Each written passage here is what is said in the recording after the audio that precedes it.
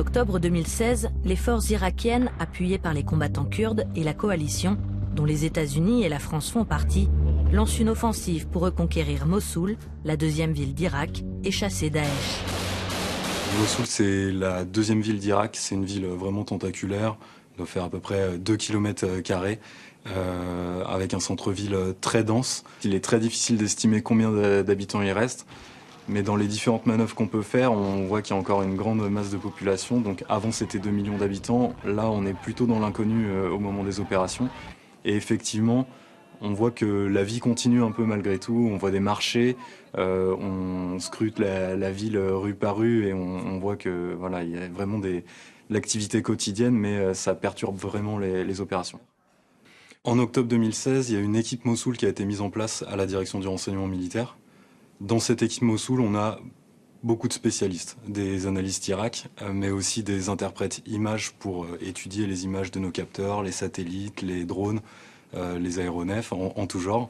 On a aussi des experts en cartographie, des spécialistes de la recherche en source ouverte. L'idée, c'est d'apporter notre connaissance, notre renseignement, à la fois vers le haut aux autorités politiques et militaires pour les aider à prendre une décision, et aussi plutôt vers le bas, vers les forces déployées, que ce soit les forces conventionnelles ou les forces spéciales, pour qu'elles puissent agir avec la meilleure connaissance de leur environnement sur le terrain.